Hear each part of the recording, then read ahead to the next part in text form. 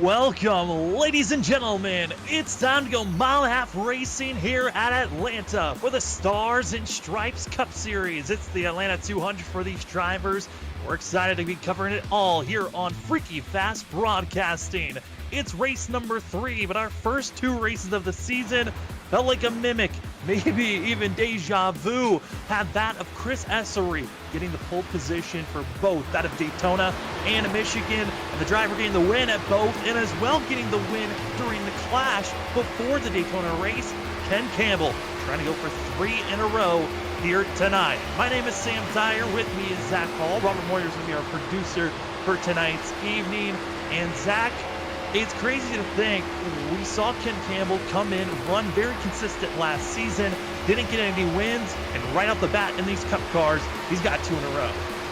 Yeah, right off the bat, definitely kicking it off great for him to switch to his Cup car here. That Xfinity car, a much different car than this one for sure here, and it's showing so far throughout this season. Only 2 races in, so we could see a lot of this change up. Ken Campbell starting off with a great start. On the other end of the deal, you got Kyle McCoy, our championship driver from last season in the Xfinity car. He's back 36th in points. He's going to be looking to move himself up the board here in the next few races, but right now, kind of struggling back in 24th position right now in practice. We'll see if that race pace can come out that we've seen in that 7 machine in the Xfinity car, but it's already showing this switch has changed the whole pecking order of the league. That it certainly has, but we've talked about previous leagues that we've covered here on Freaky Fast, and Zach, we've noted on your past in some of these driving in the Cup cars, it looks kind of similar to what you were doing during Saturday nights. Had a really poor start of the season, but then you turned it up. We're expecting similar things here from Kyle McCoy to start finding a little bit more speed, as he's been our 2-time champion here at that of Stars and Stripes. This time they're in the Cup cars. We're excited to see how these drivers are going to attack tonight's race. 130 laps, no fast repair, only 3 sets of tires in pit road with 90% fuel load. But Zach, is fuel going to be a factor? Are you kind of expecting there to be a lot of cautions or for it to be clean and green? It's going to be a tough question. Right now from looking at a lot of good green flag racing, style racing that's going on here on practice, guys doing side-by-side action. This track, though, has the tendency to go green. It does have that tendency, so we could be looking at that fuel mileage to kick in, and with the 90% fuel load, you're really looking at anywhere under 60 laps, so around that 50 marker there is where you're probably going to see most drivers, at most stretching it. So we'll have to see how that works out tonight for the strategy. But again, you never know, a random caution thrown in there could shake the whole thing up. And this track, though, like I said, I think it will spread out a little bit more green, but we do have a huge field here again tonight for the Stars and Stripes Cup Series. So, when that happens, you got more cars out there, more chance for chaos to happen. Certainly is going to be a chance for chaos. 34 drivers currently logged in, getting prepared to race for tonight's event. You see that of Cornwell, top of the board in the 499. That's actually a race control driver. He's done this a couple of times, even last season, where he just comes in, schools the field, and says, hey, this is how you get it done. Now I'm going to be the one judging you throughout the race. But currently, of the drivers are going to be racing, Ken Campbell, Travis Butt, also Chris Wade, going to be your top 3 currently. And we've noted on it previously these last couple of races on the fact that, these Cup cars, kind of similar to the way that the trucks run. I was looking back at the truck season, back in season 2 for the Stars and Stripes series. And we look back at Atlanta, it was actually the 44 of Kyle Bowling that was going to be the driver that found a victory here during that season. So we could be seeing the 44 be a driver to watch out for here tonight. But also, I think all eyes are on Ken Campbell. Can he go for that of 3 in a row? Or will we see someone else come in and try to steal the show, as we've got 25 seconds left until qualifying? Yeah, a little bit of a change-up of a track here tonight, too, at the Atlanta Motor Speedway. A first mile and a half we're going to attack. So the most common track usually on the NASCAR circuit side of things is the track we're going to be attacking here tonight. So it'll be interesting to see what what style, what driver comes out on top here tonight, especially in the A car at a mile and a half. It could lead to success later into the season at these mile and a half. So I'm interested to see, as I would say, the pecking order here tonight as the pace gets filed out here as we head into qualifying. Yeah, with it being the first, mile and a half course, these drivers are going to have a lot of tracks to have a handful with. Next week, going to be at Sonoma, then Pocono. Then we get back to mile and a half racing for that of Kentucky, Chicagoland, and then short track racing for Richmond, Phoenix, and as well that of Rockingham. This is going to be the first half of the season. We've got a lot more to go after that as practice has come to a conclusion. It's time For qualifying, drivers going to be hitting the track. They're going to have 2 laps to put down their fastest lap possible to see who can get the pole position. And I threw out a name that has gone for it multiple times this season. It's going to be that of Chris Essery trying to go for another pole position in the 10. And we are going to be going for a special look right along with Chris Essery to see if we can go 3 in a row for pole positions. Yeah, this would be a special moment for him for sure to start off the season with the trifecta of poles, and right here going to try to come off a pit road, keep the speed up, and I think the second lap most likely going to be the fast lap here. So it's going to be interesting to see what he elects to do on this first lap. Does he elect to run the high line, build the most amount of speed? Does he actually save a little tire, go a little bit slower? It's always an interesting strategy. You'll see some guys attempting that first lap. He's going to take the high line here though in 3 and 4 and be coming through the green flag to start lap number 1. We'll see if he drops straight to the bottom or does he elect to take more momentum around the top to build that speed up for that second lap. And we're already seeing him. He's going to be riding that outside lane, trying to build up the momentum to get the long speed on the back stretch. And Zach, this is a rarity. We usually don't get to see what drivers are looking like on real life compared to what they're doing on virtual. And for Chris Essery, he's trying to go for a little bit of a magical run already, getting that of a pole position for that of Daytona and Michigan, trying to make it 3 different track surfaces where he's going to be trying to go for the pole as the 10 now going for his money lap. Gonna immediately drop it down here to the white line, try to grab as much of that as you can, hold it nice and tight here off the exit, carry all your speed down the back straightaway here to a very technical and bumpy turn 3 and 4 here as he's going to try to turn it right to that white line. That is where all the grip is here in that bottom lane. Does a great job getting down there, pretty much staying wide open. We'll see what this lap's produce as he's right now a 30.98. We'll see what this one is, a 30.82. It looks like that'll push him somewhere in the middle of the pack. Middle of the pack is going to be that of Chris Essery. A great run for himself. The 10 currently in 10th. Could not go for 3 in a row. Instead, currently on top of the board, it's going to be the 25 of Nate Lynch as we continue to see the rest of the field halfway through qualifying. And half the field is already put down at time as that of Nate Lynch, top of the board. Ken Campbell, our winner for these past 2 weeks, second on the board. We take a look at the drivers still coming across the line. Still a lot of time to go with the driver amount that want to come out on track. They're losing some time to be putting down their best laps. 2 minutes left here in qualifying. Lap by Nate Lynch to take the top time here at the moment. Like you said, Kyle Bowling was the winner from the Truck Series in Season 2 here in Atlanta. So he's right now 3rd on the board. And then, of course, Ken Campbell. 2 in a row up to this point, trying to go for that 3rd in a row. But look at Trey Jackson. He was a silent, kind of under the radar type of driver last week, and Michigan had a good run going. And I could see him also carrying some of his Xfinity Series good runs into this Cup Series, along with Nick Holland there in the 5th position. We know how good of a run he can go on if he gets on a roll. So we'll see which driver can carry that momentum. But right now, Nate Lynch still holding on to that top spot.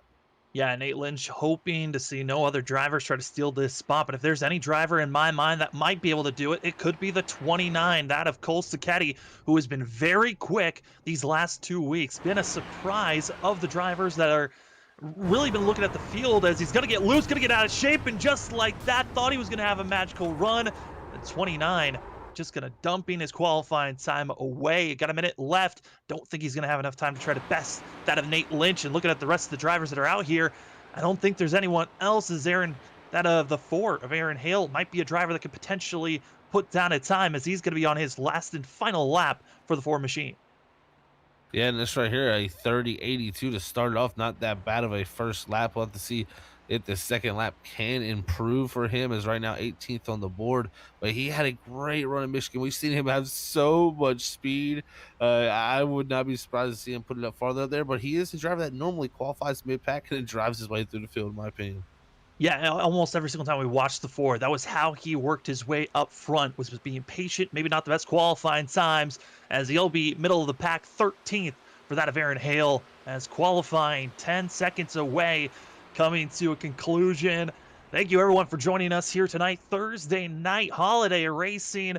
It is that of the Atlanta 200 for the Stars and Stripes Cup Series on Freaky Fast Broadcasting. Christmas holiday season right around the corner, and Excited. The holidays are right there. This is actually our last broadcast here on Freaky Fast Broadcasting before Christmas. So excited to see how these drivers are going to be putting down some of their best times as qualifying is done. Time for the drivers to get gridded up and ready to go racing for 130 laps here tonight, as it's going to be that of Nate Lynch topping the board. Ken Campbell going to be second. Kyle Bowling's going to be getting third as well. Back in fourth position, Trey Jackson, Nick Holland, Dylan Glass going to be in sixth, with Jason Gratton going to be getting in seventh. Andrew Medlin going to be in eighth. Ninth goes to Patrick Hasty, and 10th place goes to Derek Offerman. Christopher Wade going to start in the 11th position there. His 12th going to be our past champion, Kyle McCoy. 13th going to be Aaron Hell. 14th position going to go to the 11 of Brian Chu. 15th going to be Scott Rickard in the 05. 16th going to go to Cameron Sarton. As 17th going to be Travis Butt. 18th, Chris Esser, not able to get that third pole in a row. 19th, Travis Start. And rounding out that top 20 is Adam Sidlow. Then in 21st, going to be that of Bill Hales, is Brian Lynch going to be in 22nd. Brett Summers is going to be getting in 23rd, with that of George Kovacic in 24th. 25th goes to Brian Burchett, Mike Lynch, that of Mark Beverly, Haas Beverly, as well as Doug Pierce. John Dart going to be your top 20, as Ryan Cornwell not going to be racing, as he'll be our race admin for tonight. Cole Sacchetti going to be in 32nd, with that of Max Ward. Also, that is Steve Anderson and John Chiletto going to be getting that 35th position. 34 drivers going to be hitting the track potentially here as we wait for that of Brett Summers to try to get on track as everyone else is gridded up. Zach, these early couple of laps probably going to be the scariest moment for most of these drivers. No fast repair for these drivers. Only fast repairs this season going to be at road courses and a plate track. So everyone has to play nice here tonight. Yeah, they're definitely going to have to play nice. And, with this package here in the Gen 6 Cup Series car, it's hard to get away from your competition. We seen last week in Michigan, they couldn't get away from each other. You would expect mile and a half, Atlanta. It's old, slick racetrack. They're going to start to spread out here early in the going. No, it's going to be right on top of their competition for most of these runs. We'll start to see a little separation possibly after 30 to 20 laps of a run. But before that, it's going to be drivers stacked up on top of each other, fighting for that outside lane, trying to go around the top of each other and defending at all costs here. So it's going to be one of those cutthroat races here in the Gen 6 car. And I tell you what, it's definitely going to be high stakes here already to start season. Absolutely. We touched on the fact that the truck's very similar to the Cup cars, but also Xfinity last season at Atlanta. It was that of Kyle McCoy. Came away with the victory here at Atlanta, so we'll see if anyone can be a surprise. Stop Ken Campbell, who will be starting on the outside. The 15, 2 wins so far this season at Daytona, our opener, and as well as at Michigan. Technically, you could say he's got 3 wins to start out this season, as he's got his win at the Daytona Clash before the official regular season start. So this 15 machine has been the hottest driver out here on the track for that of the Stars and Stripes Cup Series, and we're excited to be covering it all here on Freaky Fast Broadcasting for you all. Drivers going through turns 3 and 4, getting ready to go green for 130 laps here tonight. The Atlanta 200. Getting ready to go green here. It's Nate Lynch, Ken Campbell, Kyle Bowling, Trey Jackson, Nick Holland, your top 5. Green flag is up, and we are green here tonight as the drivers are roaring on the front stretch and heading towards turn number 1. And look at that, Ken Campbell already storming out to the lead, just like he did in Michigan from the second qualifying spot. He storms out front, takes the lead earlier from Nate Lynch as they head down the back straightaway. Right now, everybody in the top 4 single file, but Dylan Glass back there in the 42 fighting strong. And you got to be a little bit careful there as Nick Holland and the Taco Bell machine got extremely loose and almost slipped around in front of our other drivers. They're going to be all packed up. Very dangerous here in the early going. Drivers are going to have to deal with a very loose handling car. And tonight, it is going to be hot, slick. 101 degrees is that track temp as drivers are bumping and banging off one another. Well, Jason Gratton there giving a little bump to Nick Holland. Nick Holland, you got to give him credit there to save that, as behind them it's stacking up even more. What a job by Nick Holland, though, to save that car. That could have been a big wreck happening there from the 4th spot. Top 5 all going to be single file out. Then it's going to be side by side from that of 8 on back. Drivers trying to pick and choose and get themselves out of the way, as currently we're seeing the 42 of Dylan Glass starting to fade backwards, but on the move going forwards. Some of our biggest movers currently just up 2 positions, going to be led by Kyle McCoy in the 7. He's looking to get himself up here and battle for this clean air. We know how king clean air is in this cup car, and I think he's going to start to figure that out as this season goes on. Kyle McCoy in very, very good shapes, last season in the Xfinity car. We'll see him here. Like you said, not a great start to the season, but it's supposed to be been bad luck, not the pace that hasn't been there. So once he gets that bad luck out of the way, he gets a few good races under his belt, he could very well be seeing victory lane very soon. Seen on the outside, still the 46 of Grant. Got to be careful of that outside wall, and drivers that are on the inside got to be careful not to get back into the throttle and turn too much. As previous winner from season 2 in the Truck Series, 44 of Kyle Bowling, starting to make his move on the inside, side by side with that of the 12 of Andrew Medlin. Another one of those drivers last season didn't get a win, but was very consistent in doing a very similar thing here tonight.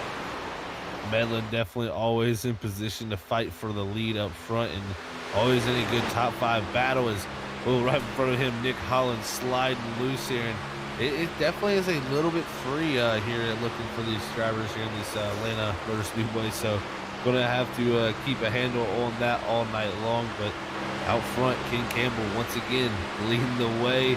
He's just had a marvelous start to the season.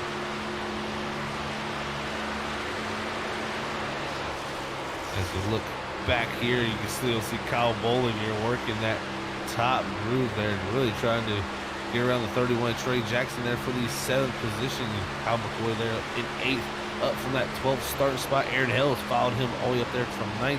Same with Scott Ricker, 15th to 10th. And Chris Essery may not be on pole position tonight, but he's making up big spots already. 7 positions up to that 11th position in that 10 machine, and looking very, very strong at the moment. As we're 6 laps into 130 here as King Campbell leads the way.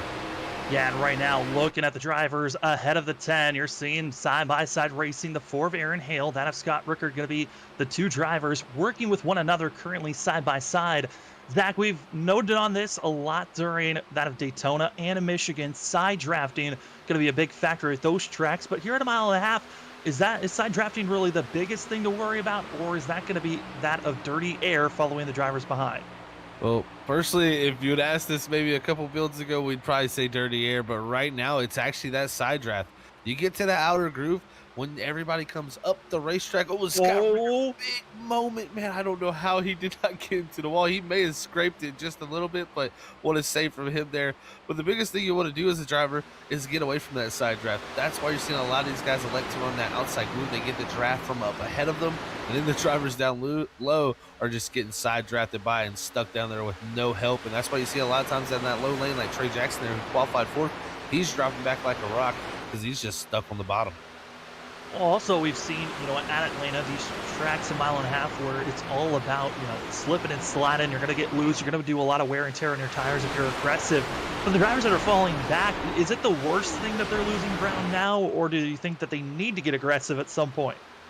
It's not the worst thing, Sam. It can work into your favor, but you can't give up too much time. Giving up multiple seconds to somebody that you're trying to make sure you keep pace with later in the run, it's just not going to work. Even saving those tires, riding back in this pack, just this dirty air itself, riding in traffic can chew up the tires itself in this cup car.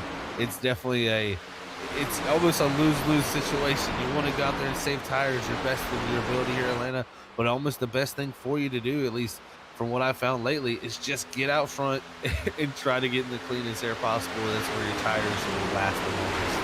Well, Ken Campbell wanted to get up there immediately and did so with a great restart. And now we're seeing that of Jason Grandin making the move up front to 2nd, as well as Andrew Medlin. Biggest movers up front in our top 10 is that of Chris Essery back in 10th. But up front, these drivers that want to get up front, they're making the big moves and putting themselves in great positions currently. As we ride on board the back bumper of Ken Campbell, of our leader, he's got a nice buffer, about 3/10. He's been staying around this zone. I mean, when you're up front, that clean air kind of gives you so many options of either getting aggressive, driving as far as you want, or to just find that bubble spot and then just linger. It seems like Ken Campbell has found that lingering position that he feels comfortable at. Yeah, he's found a good little bubble, like you said here, and that's a nice gap that, you're not going to get away. It's only 3 to 4 tenths, but that's the gap you want. So if you make a small mistake, you'll definitely still be able to defend going down to 1, because if they're right on your bumper, you make that small slip, they actually gonna have a chance to get to your inside, maybe make the pass to the outside. Also, is I gotta give a credit there to Jason Gratton and Andrew Medlin. They were so patient. They were working their way through the field here from 7th to 8th, and now they've both got up here track position wise. We'll see if they can work their way closer to that 15 at Kate Campbell is Medlin. He's looking to work that outer groove here, and I'm already seeing a few guys deciding to do that. So that's a good sign to see somebody going up towards that wall to try to find some air.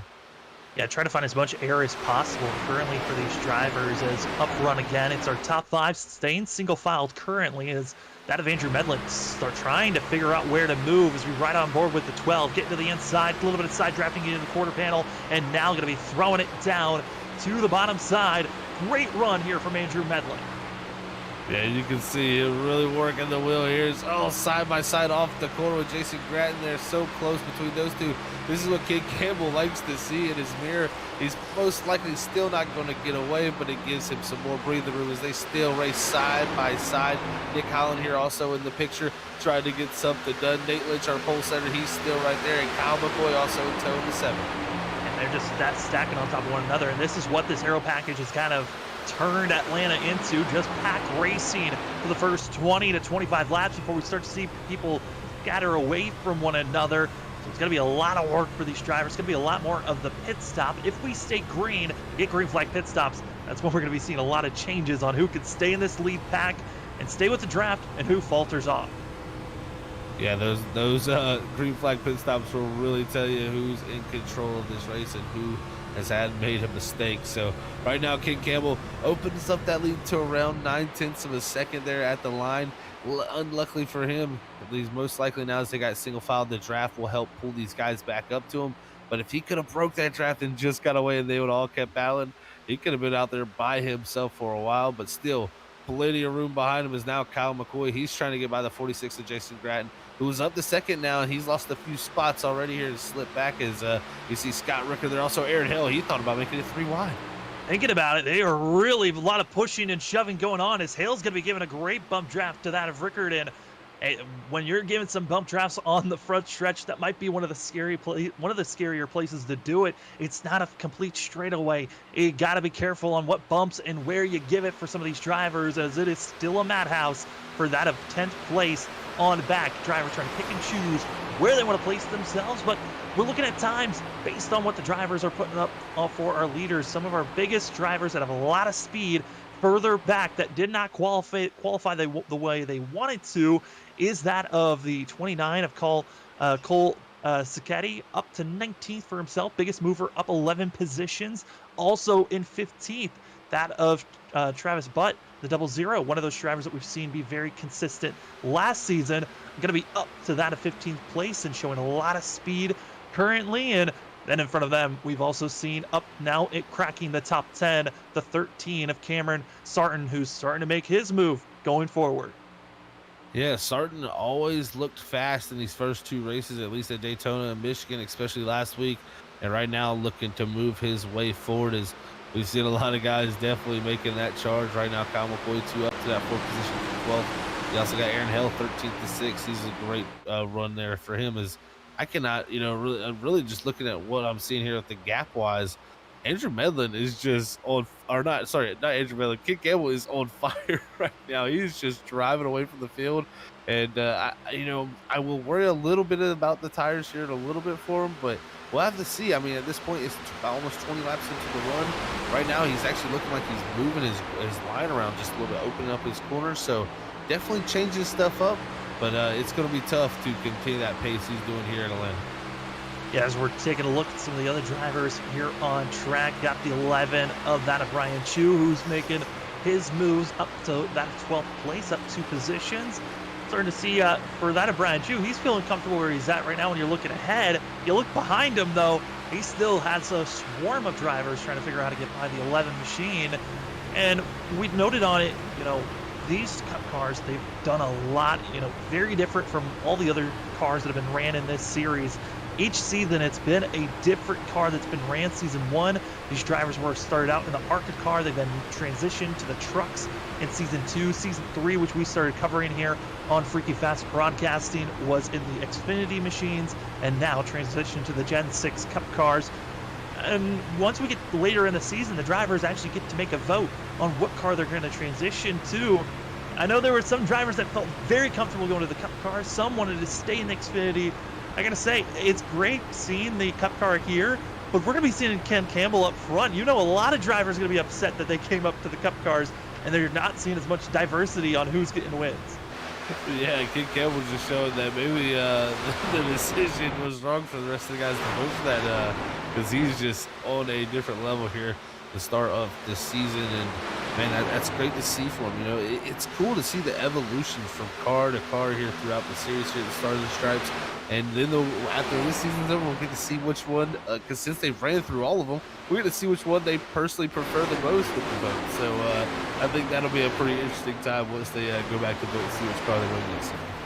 Next season, who knows? Next gen car is here in iRacing, so drivers might decide to pick that, as there's a lot of rumors being spread around of will there be an update to change how that car runs, or will it stay the way that it is? Exciting with the new gear that's coming around, as we're looking at some of the other drivers that are running further back in the field, battling, like we noted on, 34 drivers hit the track. Do want to give note, though, the 20 of Derek Offerman had connection issues, was not able to load in immediately, so he missed the first 19 laps of this race. Hilton's going to have to move forward, as there's going to be contact on the backstretch. Chu, as well as that of Butt, going to make contact, and more drivers pile in later on. Mark Beverly, in our first caution of the night on lap 24, comes out on the backstretch. Oh no, that was all around the 11 machine in that 00, like you said there, Sam. And looks like Brian Chu maybe just coming up in front of Travis Butt there. But I think there was something more there. I think maybe the 11 had got loose coming out of 2 that checked it all up, because I had seen some type of checkup happening there before. As we'll take another look here on our Freaky Fast Broadcasting instant replay of what happened. It was a little bit further back, but you can see the 24, that's Travis Butt, who's the 00 on our ticker, the 11 of Brian Chu, and it's going to be starting out as drivers getting loose, like you said. There might have been, contact made initially, and it just kept on piling in. Yeah, that was unfortunate for those two, and just a lot of damage for those two. And remember, no fast repairs here at the 1.5 miles, and they're going to have a early day here in the pit box, getting those cars worked on and trying to make up some points here. That's a tough break as always. You see Mark Beverly there coming in the 93 and just clobber the 24 there, as the 00 Travis Butt getting more damage. Yeah, and luckily no one else was heavily involved in that incident, as after this replay is done, take a look. Drivers currently on pit road getting service done for themselves. One driver did stay out, that being Brett Somers, who decides to not come into pit road, as well as Cole, that might be seeing a little bit of update for myself. So we're starting to see more drivers deciding to be where they're going to be placing themselves, as I believe Brett Somers is going to be the leader currently, who did not come into pit road. Cole Sacchetti, going to be a driver that actually missed his pit box, so the 29 might have to come back into pit road. It's Ken Campbell, going to be in 4th place currently, as a little bit of a shuffling on where drivers are at once updates come through, and there they go, as Ken Campbell 3rd on the board currently. Yeah, this is going to be an interesting scenario here now, as they've used this set of tires here. This is, 2 sets of tires left in pit road for them here for the rest of the race, and we're nearing that 100 to go point. I would think you could, if it goes green, you definitely could do it on 2 sets of tires. I think you're only going to have to pit one more time if, one more time for the rest of this race if it does go green. But still, if we get a few more cautions thrown in there, saving a set of tires here early might not have been the worst idea. But I tell you, if it would have went green, you would have been in big trouble. And Brett Somers is going to be thinking about this, as he's the only one that's attempted it.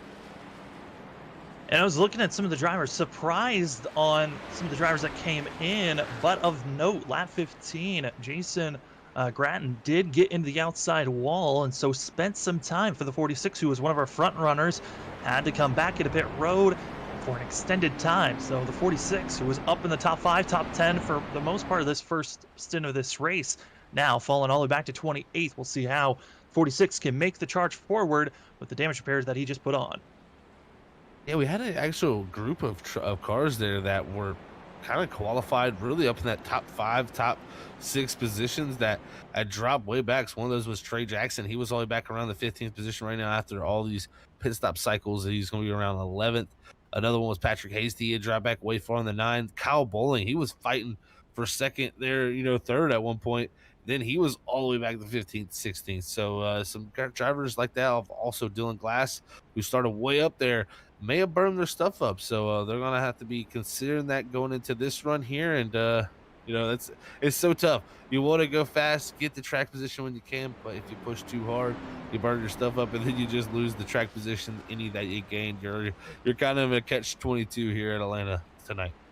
Yeah, got to be careful of that outside wall. Going to be the most dangerous thing for most of these drivers besides running into one another. And drivers stacked up, ready to go. Lap 28 already been ran. When we go green, it's going to be the start of lap 29, coming up to 100 laps to go for these drivers. Zach, still a lot of racing to go, and already some of the drivers that we were kind of looking at to be drivers to watch out for, early complications. They'll see how well they can start to move forward with the damage that they've ensued, or will we see any green flag racing with green flag pit stops? So drivers on the backstretch, Zach, what are some things that you're excited to see now that we got fresh tires and drivers now got a different mindset coming in after seeing that first set's wear and tear? Well, we're seeing a few guys that started farther back start a little bit farther up, like Kyle McCoy, Aaron Hale, Chris Essery, Scott Ricker. They're all broken to the top 10 here for this restart. We'll see what they can do at this top 5 up front. See how they can do it. It's Brett Somers going to be on old tires. How well is the 17 going to do on this restart? Then you got Ken Campbell, Nick Holland, Andrew Medlin, Nate Lynch going to be your top 5 as drivers are getting ready to go rolling. Pace car is off, and we are green once again. The 17 didn't get the best launch he wanted. Ken Campbell once again on the loud pedal perfectly and back slotted to the lead as he drops down. That outside lane going to be the lane that looks to move here. Brett Somers doing a good job on the older tires to hold pace here. But as those tires get up to heat, he's going to be dropping back like a stone here. As you can see, Nick Holland now around the outside along with Kyle McCoy. Chris Essery going to look to break around here too. Contact. He saves it though. Somehow the 17 holds on, but that's damage that other drivers were hoping they wouldn't have. Brett Somers now going to be stuck in the middle in more contact with the Ford, and this is the worst place to be on older tires. Skirm's stuck in the middle looking for some space, and more contact going to be happening behind the 17. It is a madhouse currently, and I got to say, it's a handful as we're watching the hands moving here. Brett Somers. He's got to be thinking a lot of things going through that head right now, saying, man, I've got to get out of this hornet's nest, as he's already had a tap to the rear and had to save that. And I do not know how he was able to do that in front of the field, and very lucky for everybody else's sake here. Is no fast repair tonight. It could have been a lot of hurt drivers there in that situation, as he looks to just hold the outside line, and he's doing a good job with the old tires. He's done everything he needs to do. It's just the case of now the drivers with new tires getting around him.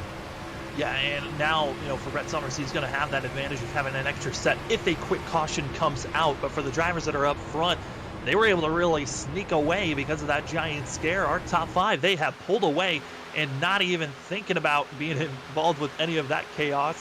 And then you've got a little bit of a breakaway between that of 5th and 6th, where Chris Wade getting a little bit of a contact with the draft. He's going to be starting to move forward. It's Scott Rickard, though, that is going to be stuck in 7th, over 1.2 seconds back from this lead pack. Yeah, Scott Ricker going to be looking to climb his way back up to them. But yeah, that just shows you what one car can have an effect of. Well, that's on older tires. It can really, especially when you have a moment like that in front of the field where you get sideways like that, everybody checks up, it lets those cars all ahead get broken away up front, and it actually kind of changes up the racing. I could say we're going to see a little bit maybe more passing around here as these guys get spread out. You take a little more chances. Look at Medley trying to get to the outside of Essery. What a move from him. He gets it done and goes around that outside and takes the 4th position. As Nick Holland, he's up on the back bumper of Ken Campbell, trying to give him a little bit of a challenge here so far in this race. Yeah, also, like, right in front of Medlin, I'm surprised he's still with this lead group. He was trapped behind Brett Summers as they were falling back and losing ground, and luckily this 12 was able to make an abrasive move to get around that of the 17 before the absolute chaos that split away, making our first pack and the second pack are where they lie. He's right on board with Wade. He's getting a good, shot of the do-si-do that's going on in front of him. Drives trying to pick and choose as Kyle McCoy, no draft help on the straightaway, falls back to the end of the line and back to sixth. That was another classic move by Andrew Medlin. He's figured out, something I seen that we could do personally in my time here in the Cup car a couple of months ago was you could really drive in deep to the outside here in 1 and 2 and get to someone's quarter panel. As soon as you got to the quarter panel, they get a little bit tight, have to lift, and you get that side draft on them and pull by them on the straightaway. And Andrew Medlin has pulled that off twice now. Once on Chris Esser in there on Kyle McCoy. Now he's up to third. We'll see if anybody else is looking to defend that, because if you're not defending it, it's a wide open play that you can drive it right on someone's quarter panel on that outside move. Well, up front, they've been, swapping it back and forth and trying to pick and choose where they want to lie. A lot of splitting up on where drivers are currently as Brett Summers continues to fall on where he's at. But this second pack of drivers being led by Scott Rickard, Kyle Bowling, Aaron Hale, they're still in line and trying to make their moves going forward. As right now, we're seeing where drivers are trying to pick and choose, make their passes, but still, as the second pack, you would think that they want to be in line and trying to maximize their speed instead of being side by side.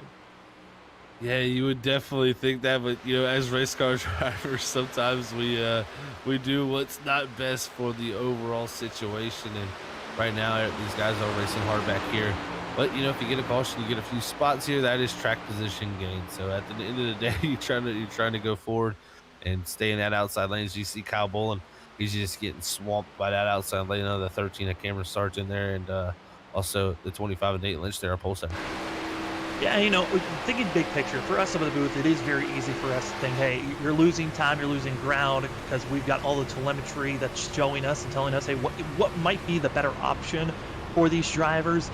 How nice is it, though, having an extra ear watching from above, having a crew chief or a real-life person being your spotter, feeding you this information instead of just having it digitally given to you of just saying, hey, 3 wide, this is what the leader lap times are. How much easier or nicer, or is it even not helpful, having an extra person in your ear while driving?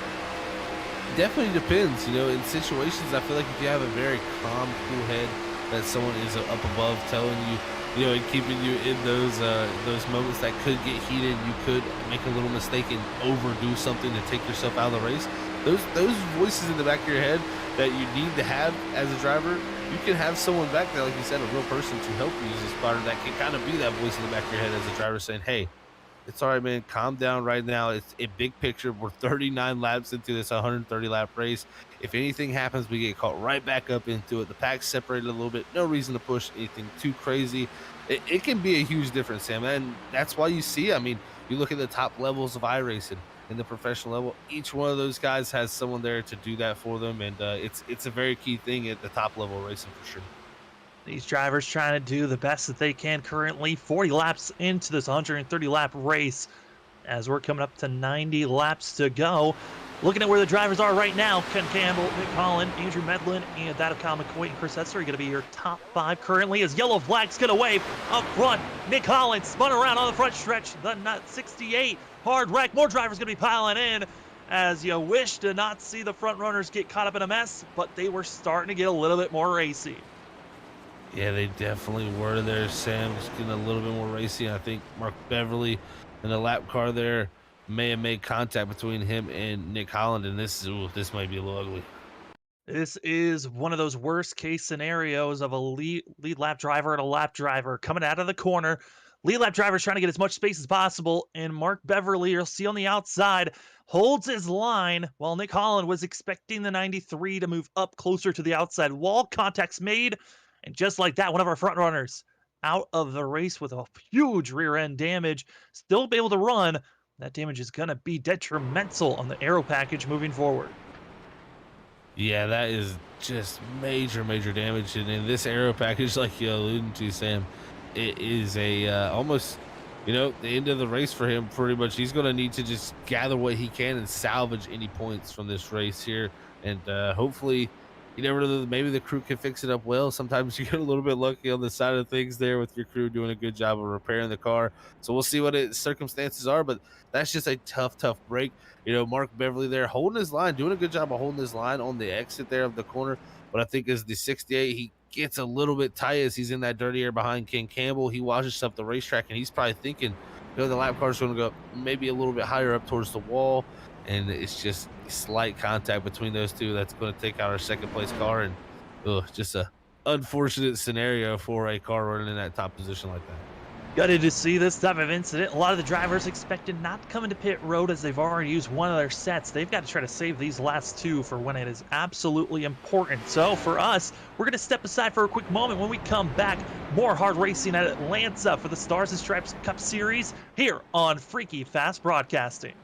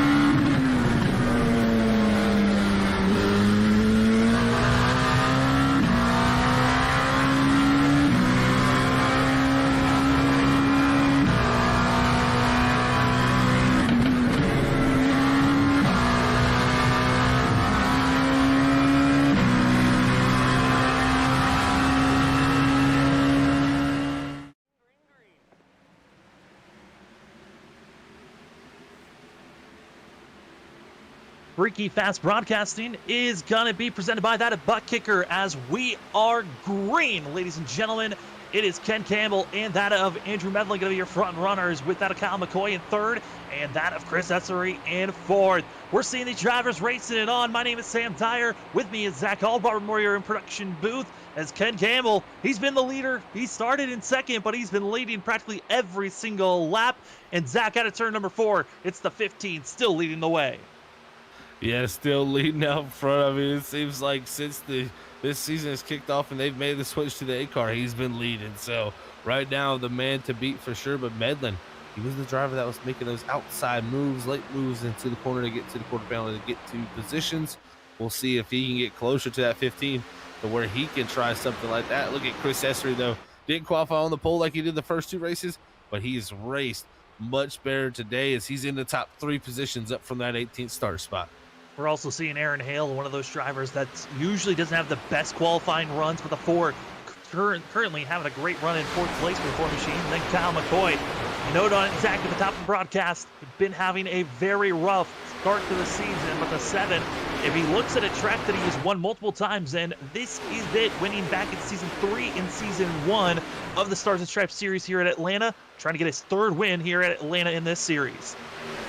Yeah, he's doing a great job to work his way up to this position that he has in this race. It's so tough to pass, and from where that far back as he was, he's going to try to go again to the inside of Aaron Hale. Is back here. You got the Hornets that's brewing with Christopher Wade in the 53 back here in 11th. He's battling with Trey Jackson in the 31. Is a lot of guys looking to go higher up the track, and I tell you what, the shadows getting longer there with the billboards. The track is really starting to probably cool down there in 1 and 2.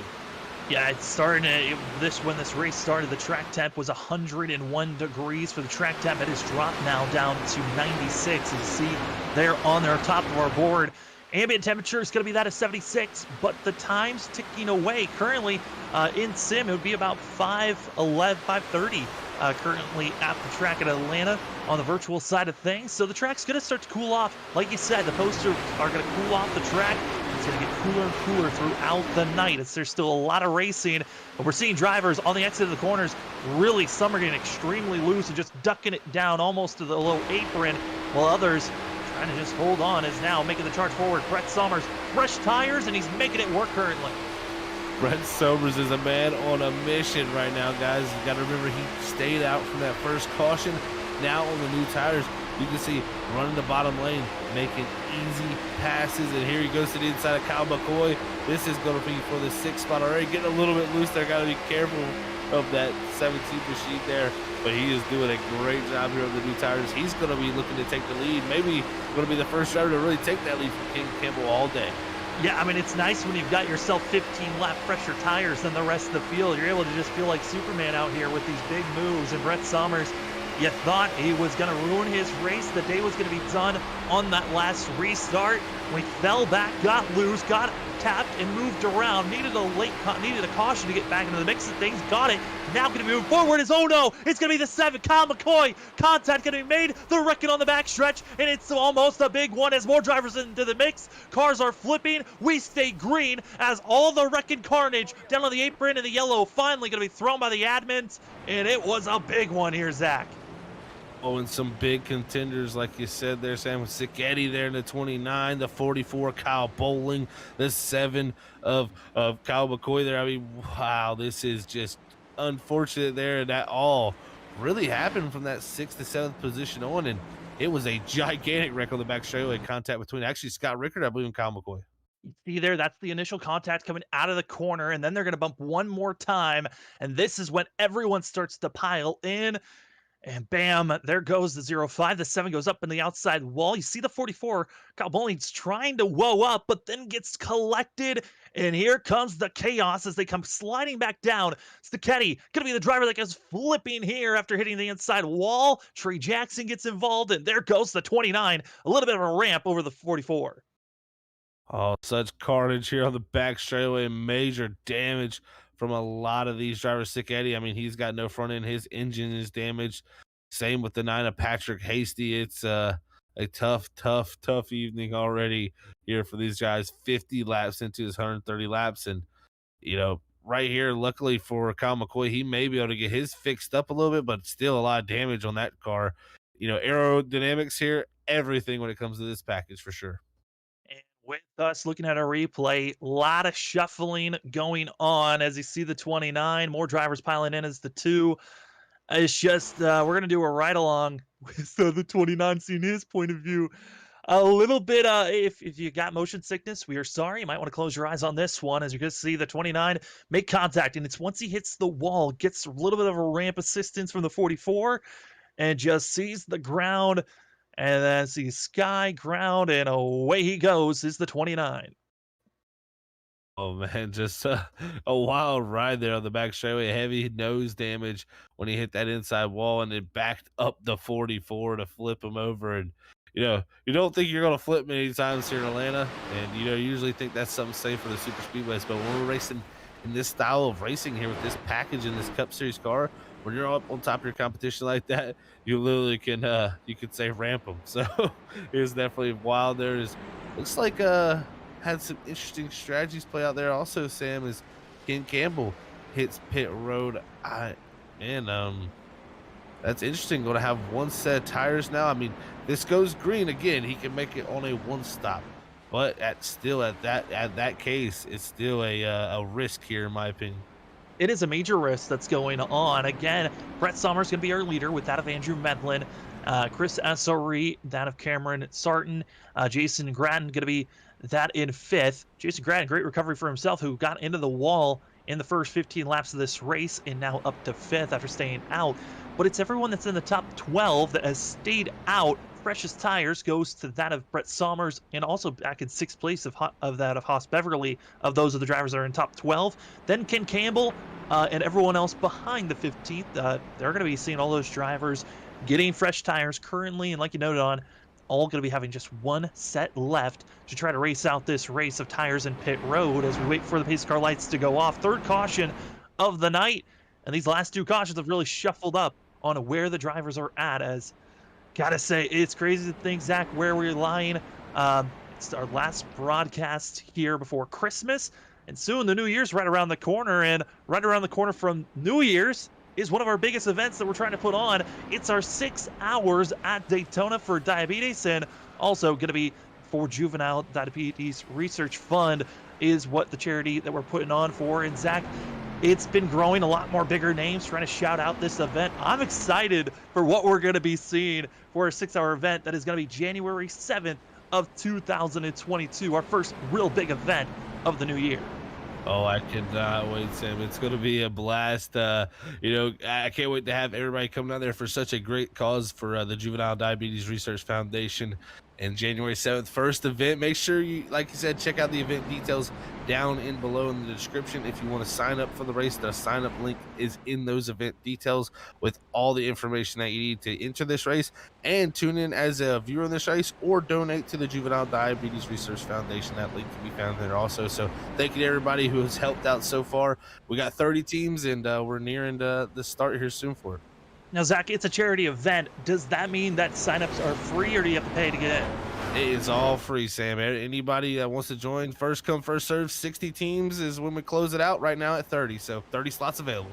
Hey, there's slots to be grabbed, a lot of great racing for the new year, but we first got to get done with what we got covered for 2021, and it's Brett Summers up front. Andrew Medlin going to be also in the lead. That outside line just continues to get a great run, and Medlin just nosing ahead as Brett Summers tries to hold the lead, as also other drivers going to be running low. You saw the 7, Kyle McCoy, last season champion, was on pit road for extended time and already a wreck. They're wrecking in the middle of the pack. Hard wreck going to be collecting more drivers, and some of our favorites piling in, but as well as Hale, all collected in this one. Well, I think that started around John Shalano, and it looks like he might have got a little help from the 4 air to hell there to start this little incident here as we go back on the Freaky Fast instant replay. And I think you're going to see it here as you head down the 1, the 4, going to get into that rear bumper of the 3 and just send him right on around in front of this field. Ooh, Scott Ricker going to take a little bit of damage there, but now you're going to see the rest of the field pile in. Yeah, they just piling, nowhere to really go for a lot of these drivers. And Scott Rickard, gotta say, I'm surprised. He might be one of the drivers that was able to slide away with almost barely any damage. But seeing more drivers piling into this wreck, I do want to give note of some drivers that have already called it a night from the caution before this. That of Cole Ducati as well as Patrick Hasty both have called it a night. There might be even more drivers added to this list that might call it a night for themselves, as a lot of drivers still in pit road. Our winner from season 2, Kyle Bowling, he's in pit road with major damage. A couple of other drivers, major damage that we'll see coming into pit road, as Zach will be going green here with with that of over 60 laps being ran. And we're getting close to halfway. This first half, 4 cautions already. This has been a wild Atlanta race here. You know, we had that first really good opening green flag lap run, and then now it's turned into a little bit of carnage. Some drivers getting taken out that, you know, needed some good runs here tonight, some bounce back runs.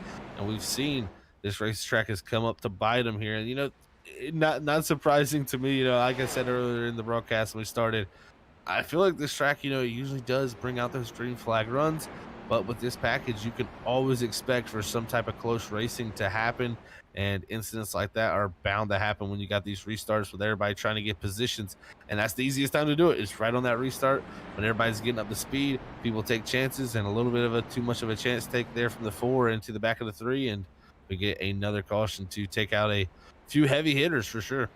Oh, absolutely. A lot of damage ensuing. Fresh tires versus old. That's going to continue on again. About a 20 odd lap difference is between Ken Campbell, who's going to be in 12th place, and the drivers are in the top 11. So we're expecting to see a huge shift. The drivers are going to be moving forward, and those are going to be falling back. Already been seeing a lot of support for the 46. And Jason Grattan going to be out in the chat. If anyone else you're rooting for is out on the track and looking to be still running, hey, put them out there. Cheer on your favorite drivers. They are going to need the support as we are getting closer and closer to halfway. This second half, it is going to be a madhouse. Still haven't seen a green flag pit stop. We're getting closer and closer where we might not even see a green flag pit stop. All going to be about strategy.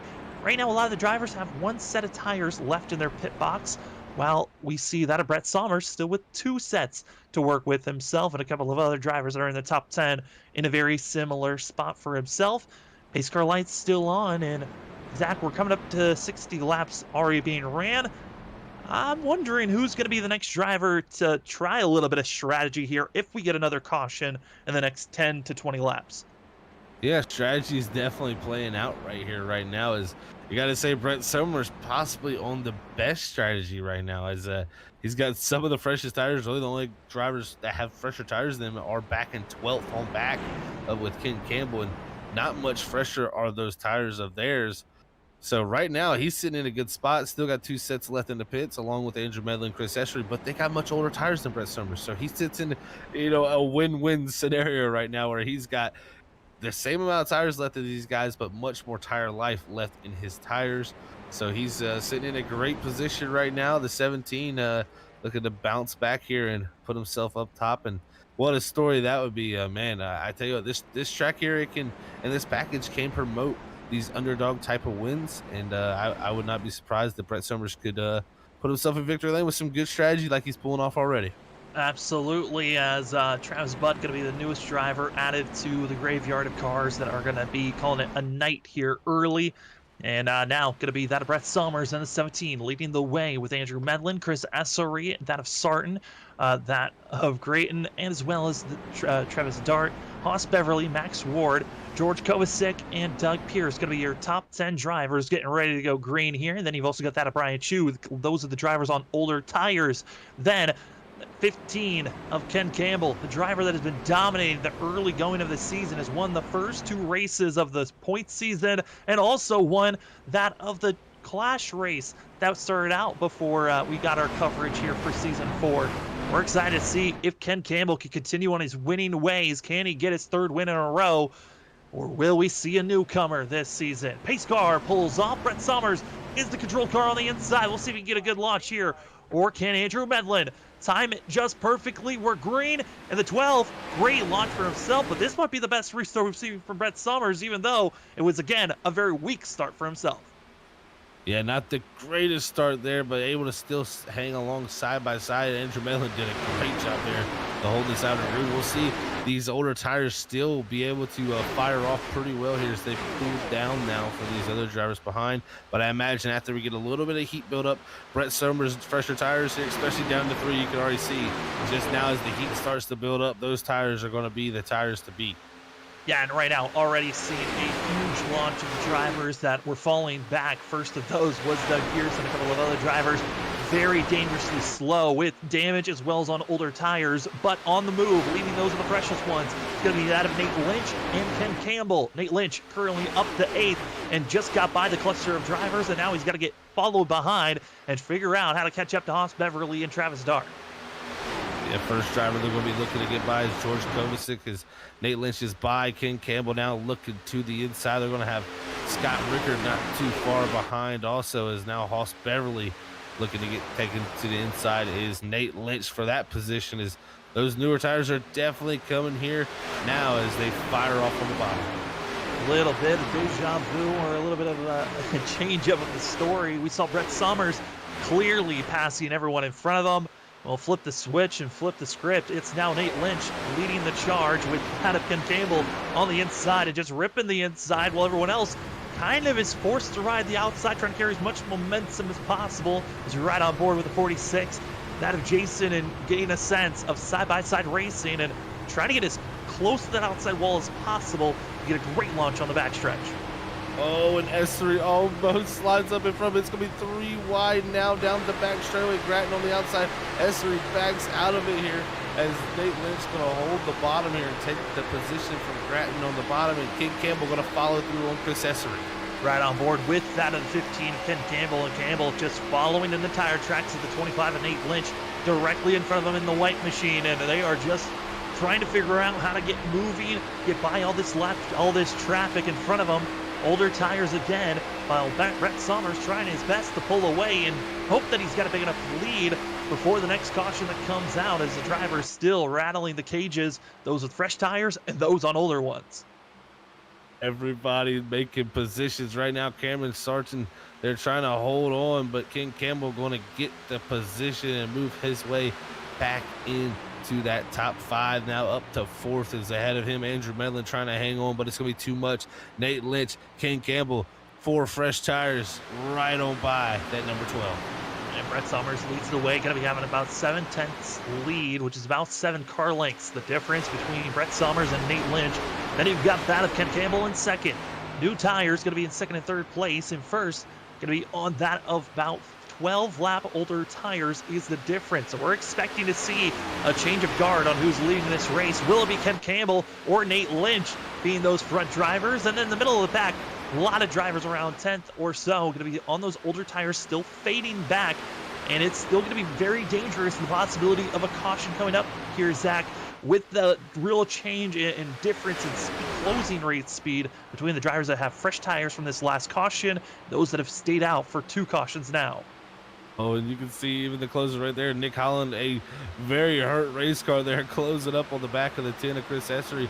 And I tell you what Nick Holland is struggling with, he's got a lot of grip in the corners, but from what I'm seeing, he's got a lot of drag also on the straightaways with that damage, and it's slowing him down in the straights. But luckily going to use that tire advantage to get by the 10 of Chris Essery and move himself up to the 8th position. But you're going to see here on the back straightaway, that 10 going to suck up right to the back bumper, and it's going to stack up a little bit behind that 68, but he'll be able to drive away here as they get to the corner.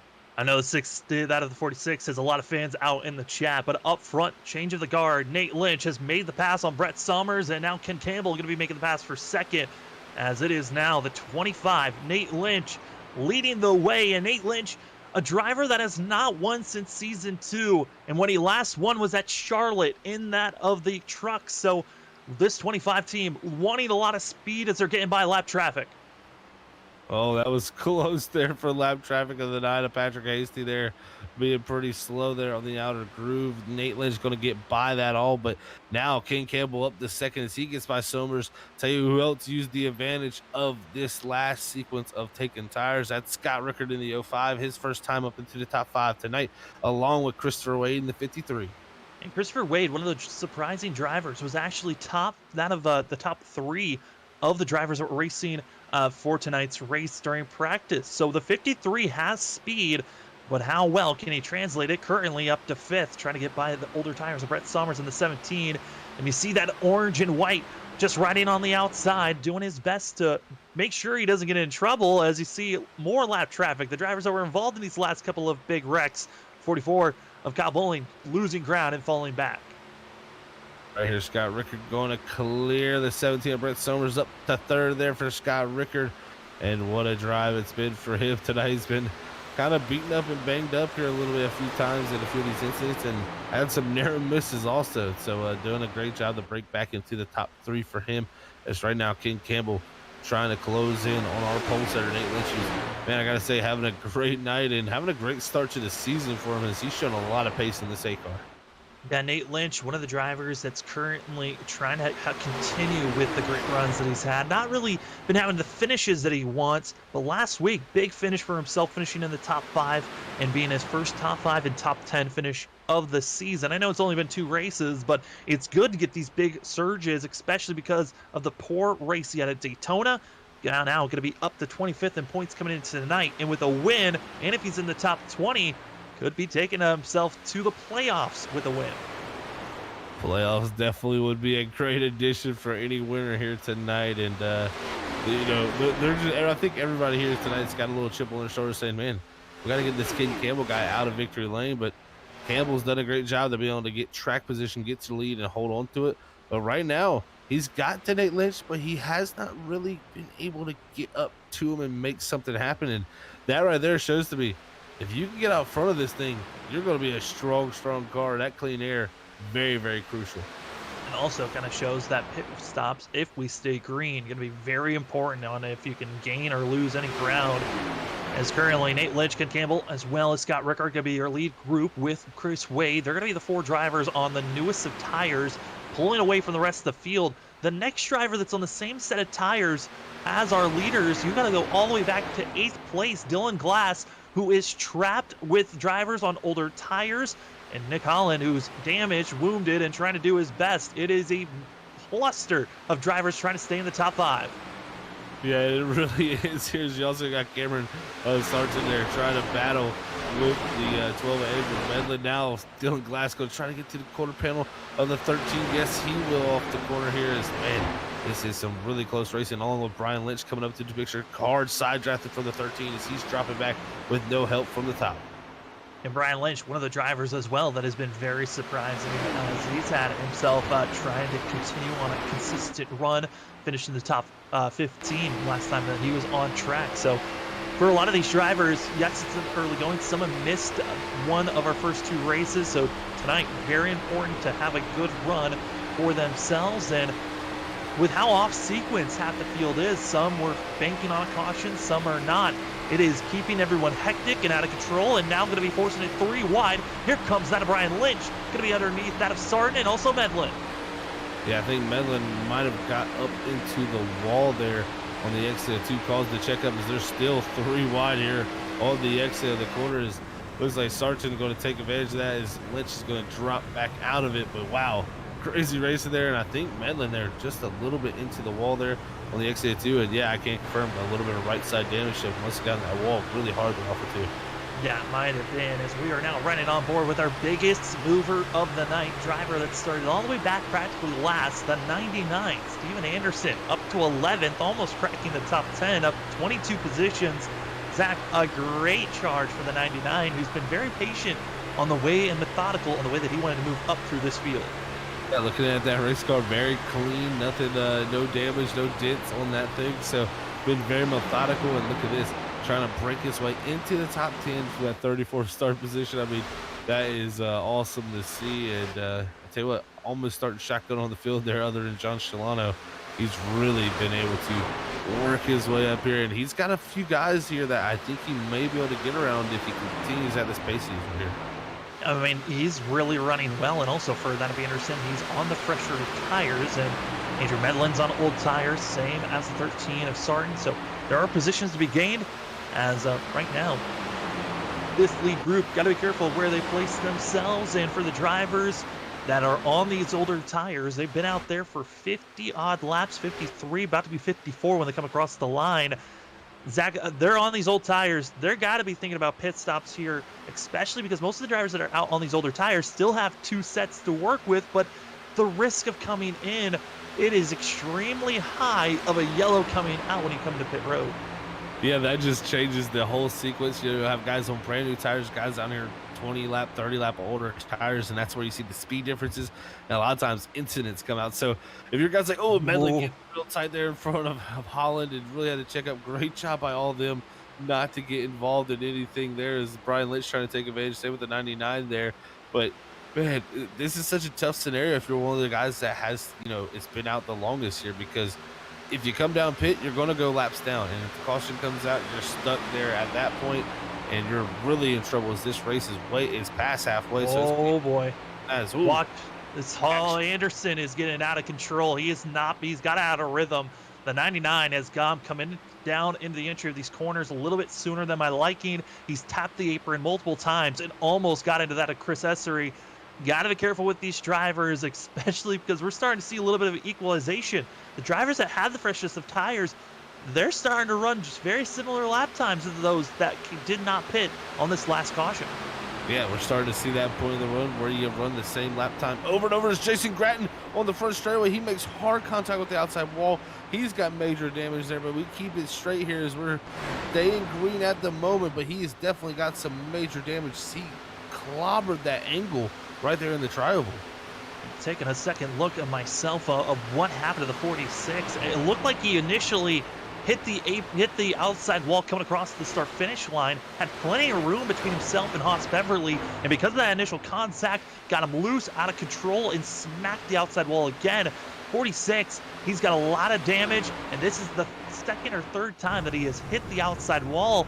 Gratton's got a lot of issues, and he's losing ground quickly because of this damage. Yeah, that is unfortunate. We've seen earlier in the race, he got some damage, and it really pushed him back, and that shows you on this package, straight line speed and keeping your momentum up is everything, and it's all key. If you get any damage, that's just going to create more drag. As we hop here with Andrew Medlin, he's been kind of struggling, but I think doing a great job to hold at least in this 9th position with the older tires at the moment. But they got to definitely be thinking about a pit stop at some point, like you said, Sam, because, you know, yeah, they're going to go laps down, but if they wait too long here, you know, they're going to be running the risk of running out of fuel here soon. Yeah, I've currently been out there for 58 laps as for the drivers that still have not come to pit road, and starting to hear a radio call of one of the drivers, that being Travis Dart, over the radio saying he'll be coming into pit road. So drivers trying to make sure that they're coming in at the right time, as Medlin's just trying to stay calm as he's got Nick Holland to his back bumper, trying to stay as smooth as they can, recognizing, hey, we might be, 8 seconds, almost 9 seconds away from our leaders, but we need to stay calm and patient. There could be a mistake or a caution that could come out to put us back into the mix. Oh, very well. We've already seen what a caution can do for drivers such as Brett Sobers. I mean, he was falling back like a rock in that 17 machine and had the timely caution to take that set of tires he didn't take early in the race. Now, look at him. He's got a no man's land because he's the only guy on that really set of tires that he's on, but he's right there in 5th. And like you said, the times are starting to come back into the favor of the guys who have the older tires, and it seems like Brett Sober's starting to struggle, but nonetheless, this has been a huge gain for the 17, and what a great strategy play. Oh, absolutely. As some drivers now coming into pit road, John Dart just getting done with his pit stop, leaving currently from that pit road as well. Coming in, that Max Ward. And Ward had a very scary moment about 15 laps ago, coming out of turn number 2, getting extremely loose. And Zach, this track has the nickname of Hot Lanta. We're going to take another look here at the temperatures. Again, we started tonight's race off with it being 101 degrees on the track temperature when we went green. On our top, that of right, you can see the track temp. It is down to 92 degrees for this track. Zach, it's really starting to cool off now. It definitely is starting to cool off here, and we got clear skies, so it's going to continue to clear off more and more here as, cool down more and more as the time goes up here in the clock. And that track right here, this is one of the most changing tracks also, I would say, of all. They call it Hot Atlanta for a reason. The hot weather really affects it, and so does the cold weather. It really does affect the balances. We got a great battle here. Steve Anderson really trying to continue to drive up for it. That was so close there between Medley and him. Is now the inner 3 dead side by side. Is Anderson going to make the pass? But that scared us a little bit here in the booth. Nick Holland is just being a wildcat. Medlin now going to duck it into pit road, and this pit stop, you've already seen a couple of drivers heating up their smokes, and the 12 locking up a little bit late from the cone.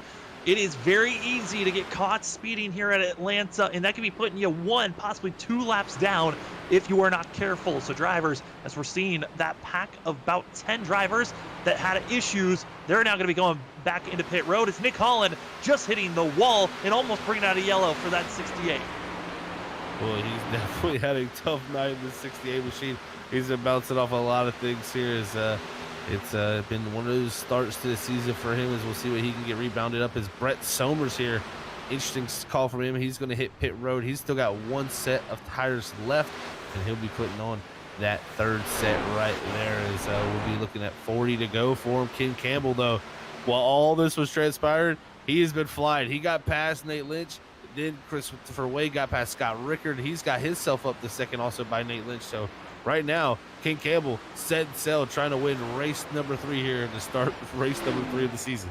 And it's going to be 40 laps to go for these drivers. And I'm looking at Ken Campbell, Wade, and also Rickard, Lynch, all the drivers currently that are in the top 10 can stretch it out for an extra, distance from everyone else. Well, you look at the drivers currently that are in this lead pack, it's really looking like just the battle between our top 4 with how close they are. Within about a second and a half is our top 4, and it's going to come down to who's going to be the middle driver that comes into pit road. Not too early and not too late. Got to find that Goldilocks middle if you want to have the best chance to win, or wait for a yellow to come out, as there's a lot of smoke being tossed around with drivers coming into pit road and exiting pit road. Some scary moments there off the exit of 2. I seen this smoke there as now we're looking at Rickard trying to get past the 53 of Wade here. They're actually both catching King Campbell, who is in major traffic. He's had guys on new tires, guys on old tires going backwards. These are the moments that we worry about, Sam. This is exactly what you brought up, the different sequence of tires, and this is where it gets wild. You can see there's passes going on all around here, different speed levels, and this is where we could see that next yellow happen is smoke again down there in 1 and 2. That smoke's going to be staying there for a bit, I think. It's from that initial little spin. I don't know who exactly it was, but a driver did have issues. No yellow has been thrown, as multiple drivers have already come into pit road.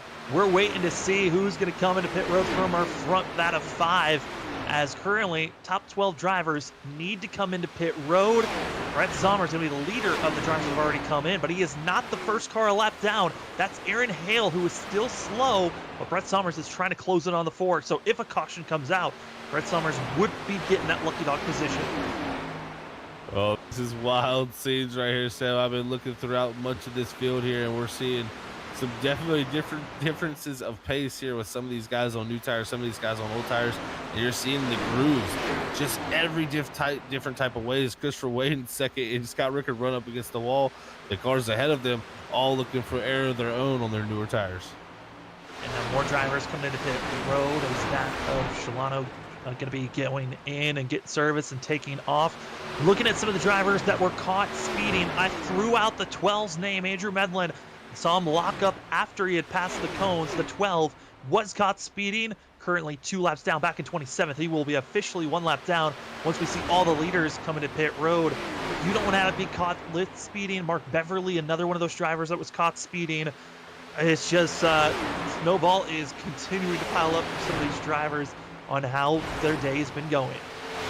Well, we talk about how slick the racing surface is, but pit road just as slick, especially on entry. One of the tougher pit roads to personally get slowed down from is we'll see when these guys elect to pit from up here. But yeah, you can't make those mistakes like that for Andrew Mellon. That's a tough break for him, but gonna have to hope for some type of bounce back possibly next week at Sonoma if we don't get any cautions here. Sonoma next week, 48 laps for the drivers. They're going to be driving on the Classic Cup surface, so that's going to be, for those drivers, a little bit more comfortable for them, but still a very tough track. And we'll see how well they can conquer it, as drivers that are in the top 10 coming into pit road. First of those going to be Steven Anderson coming into pit road here. And Zach, that a lot of these drivers are going to be trying to stretch it out as long as they can, but the amount of laps they're going to be left on this race, I think that's going to be another factor for the drivers to watch out for as they're thinking about coming into pit road. This is an interesting decision right now. Right now, King Campbell out front running 32.92. Cameron Sarton out there on brand new tires. He's pitted. He's 1 lap down, running 31.89. So right now you're looking at about a second a lap difference between those two on the track.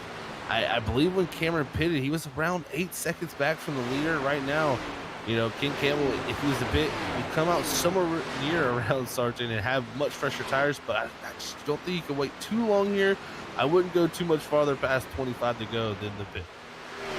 Maybe some are thinking about just lap 100 being the key place where they want to come into pit road and make that final pit stop. Again, the drivers that still need to come into pit road, seeing some drivers coming in. That's going to be Brian Lynch, who comes into pit road, but we've got ourselves still about 9 drivers still needing to come in, being led by Ken Campbell, Wade, Rickard, that of Nate Lynch, Dylan Glass, Mike Lynch, Nick Holland, as well as that of Andrew Sidlow, who's going to be the last of the drivers that have to come into pit road.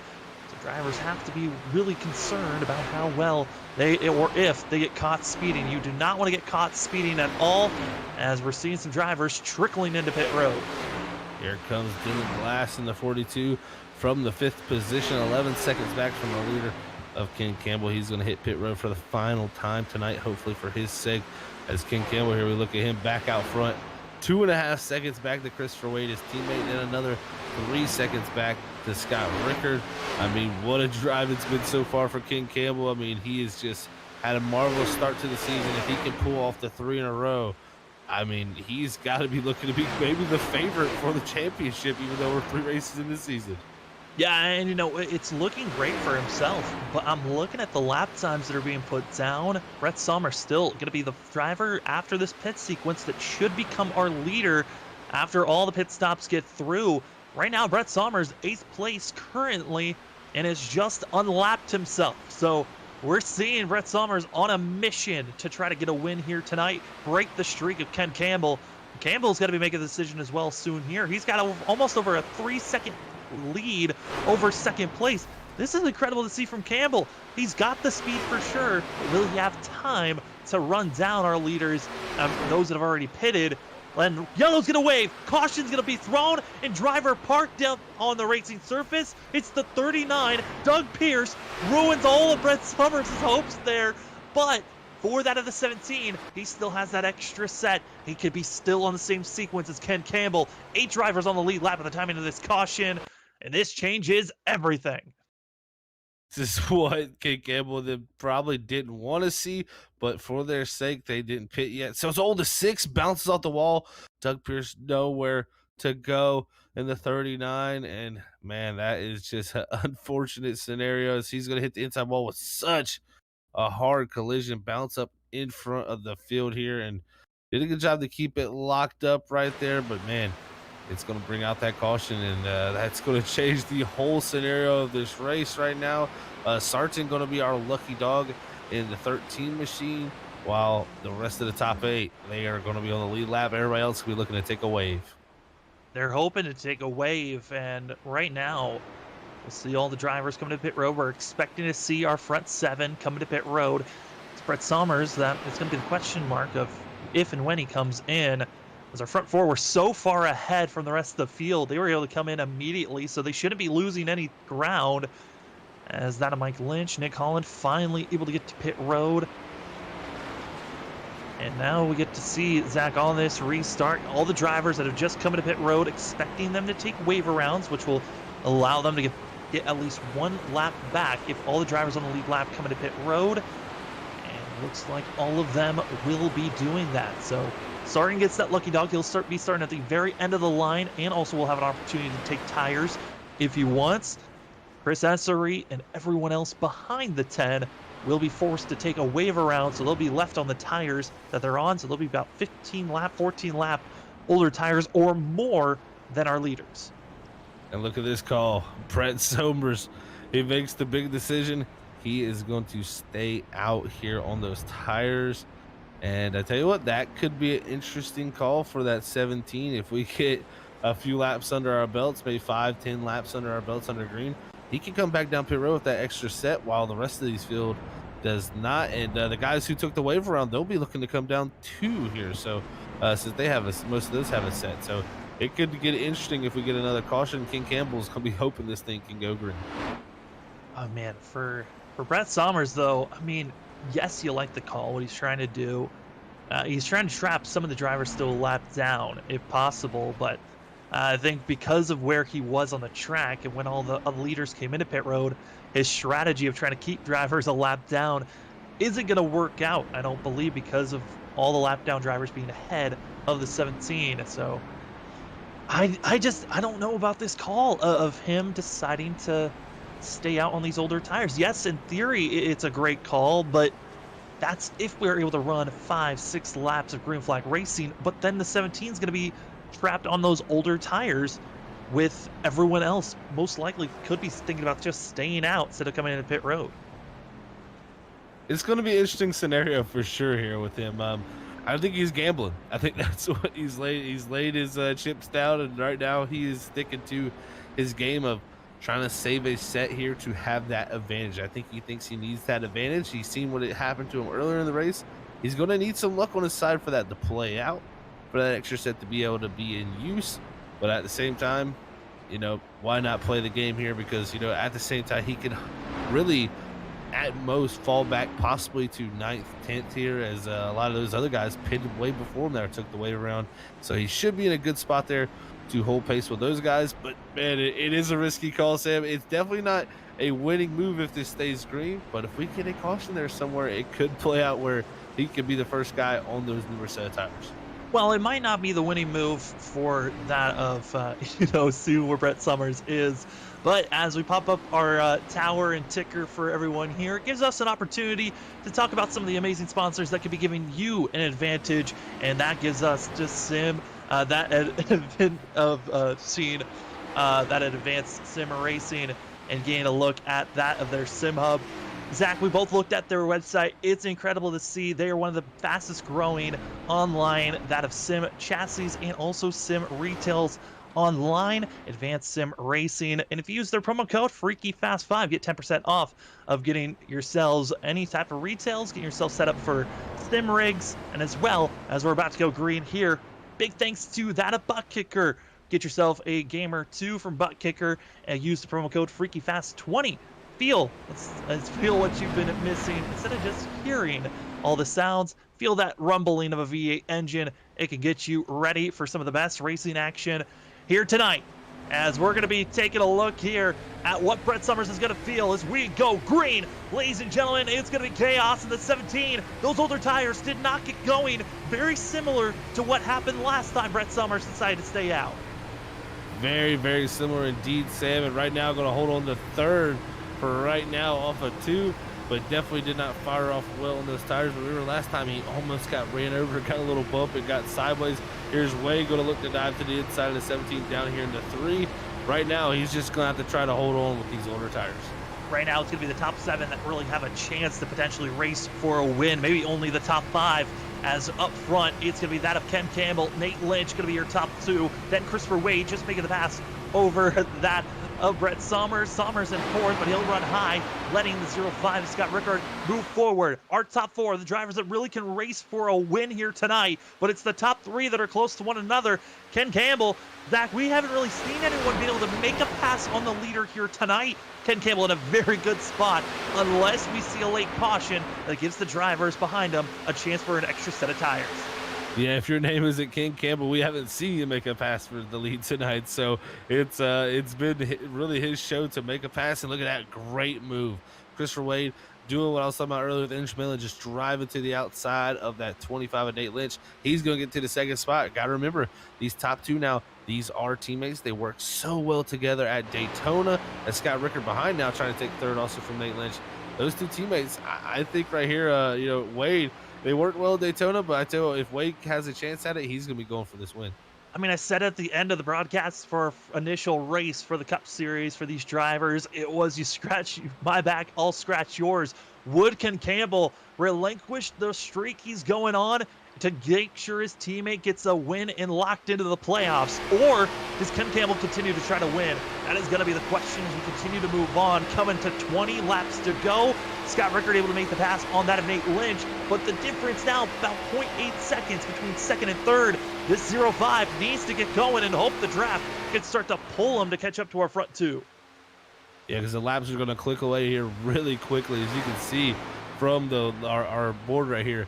You can see the lap times being put down, and Ken Campbell right there putting down the fastest lap of the race there for him with that purple lap time, a 30:75. So a great time there for Ken Campbell, just showing the urgency level here in the opening laps of this run.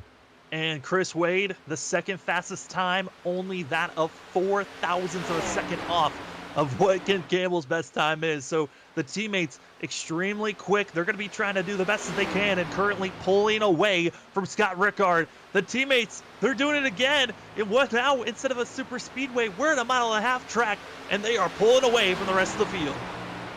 This bodes so well for the rest of the season for these 2. They've just shown they can get it done at any track. You know, most people say, oh, Ken Campbell, he won at Daytona. He won at Michigan. You know, it's similar to somewhat of a plate style racetrack.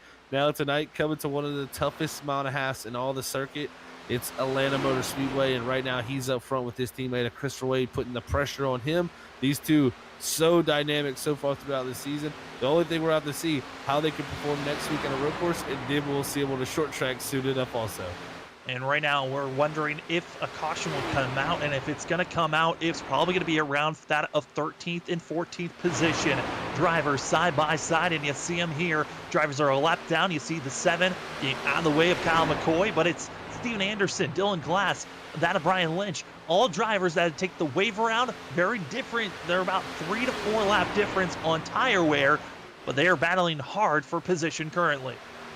This is definitely the Hornets' nest if we'd have to pick one here on the racetrack. As you can see, Steve Anderson in the 99 continue to work that bottom there below Hoss Beverly, trying to take that 12th position from there as Dylan Glass going to slide in behind the 99, try to help him by there here early to go. And as Travis Dart in the 209 is up to 11th also there for him, as these guys all battling for right around the fringe of a top 10.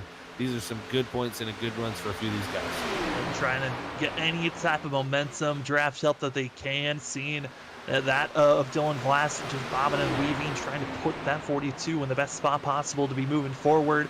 And you got to be careful.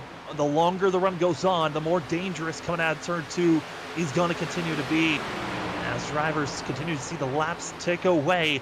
15 laps to go, and it's all that of Ken Campbell, Chris Wade, going to be your front 2. Everyone else, they're just scrapping for whatever position they can get. Yeah, and you're really seeing the tires, how big a difference they were for the drivers who pitted there from that lead positions to get their final set out front, as it top 4 has broken away about 5.6 seconds back to Mike Lynch in 5th there, as Nate Lynch and Mike Lynch, they're running 4th and 5th. Great run there for the Lynches. Well, absolutely, and as we continue to watch and see here, big props to Brett Summers, who's on those older tires, is now falling back to the drivers that are on very similar strategies of the 17, and right now battling for that 7th place position, as they've got the 33 in front of them. They've got the driver in front of them, that being Brian Burchett, who is just lingering around 3 laps down, just trying to put down the best laps that he can possibly here. And then you've got Brett Sommers, then you've got Sarton that are in line, and then you've got the 6 of Sidlow that are going to be just lingering and hoping for this race to go as long as they can. But the 6 of Sidlow has an opportunity to take these 2 positions. Yes, he's damaged, but he's got the fresher tires. This is impressive to see him on this.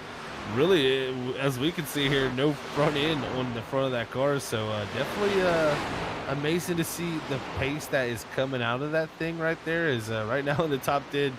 He probably would have never thought that if he took a picture of that car after this race. Oh, absolutely not. And I think a couple of other drivers that might be thinking of a very similar thing. Nick Holland, who I kind of counted out maybe a little bit too soon. That of the 68, just trying to run for possibly a top 5 finish for that of the 68 machine, as the driver in front of him, the 2, Mike Lynch, where's his front hood? No one will know, but he's still chugging along very quickly in 5th place. This is just showing right here the attrition of this race here tonight. It's been a wild one to see right now, as Nick Holland, he's been involved in multiple instances. Mike Lynch ain't got a hood.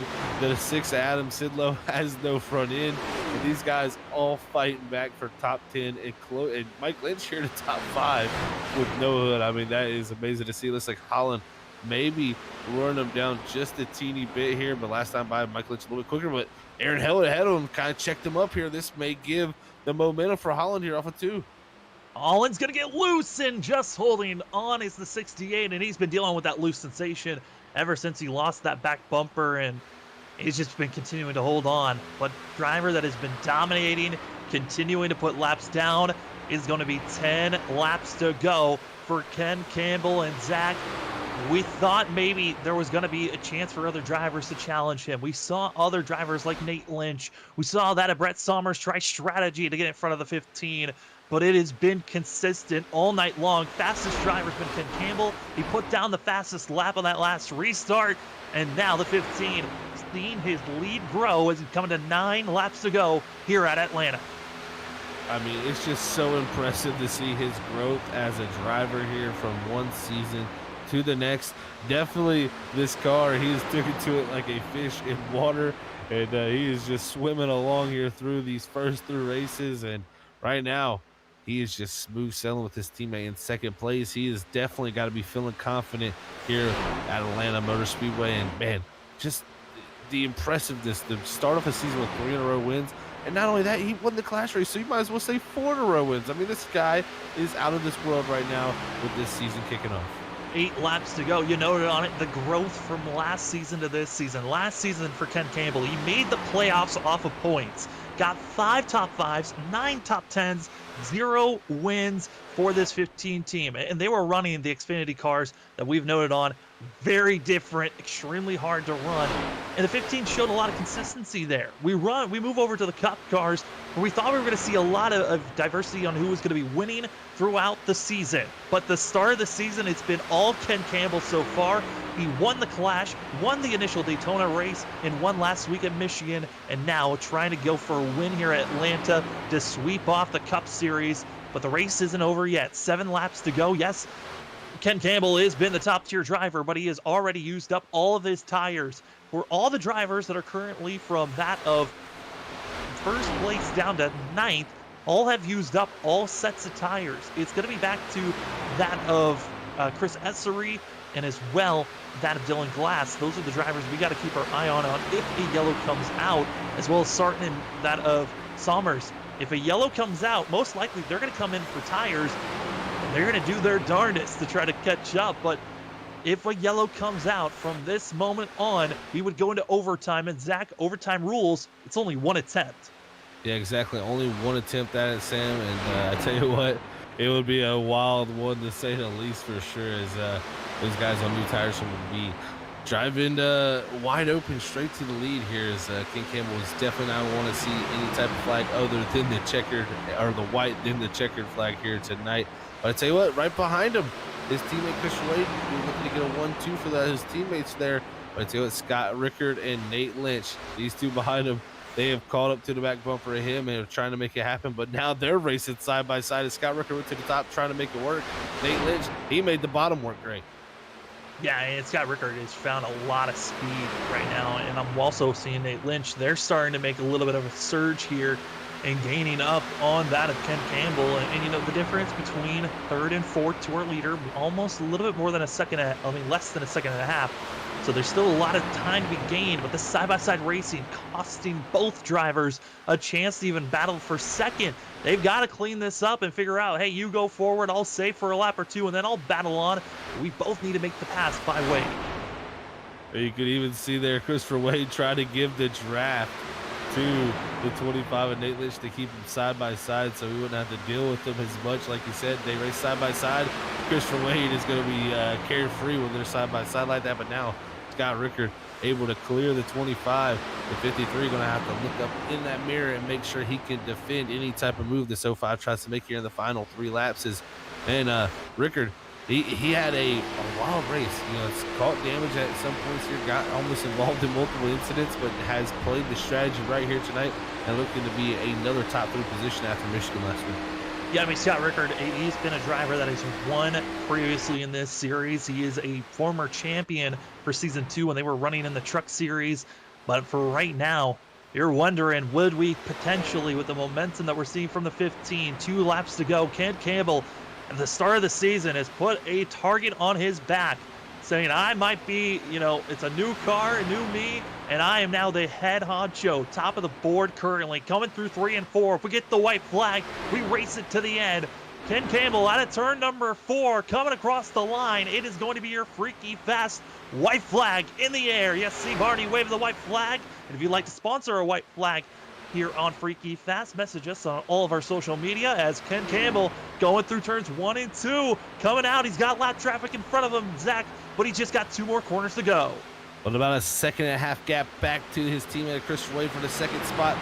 Ken Campbell going to go down to 3 and 4 for the final time tonight and look for 3 in a row. What a drive it's been for the 15 here to start off the season.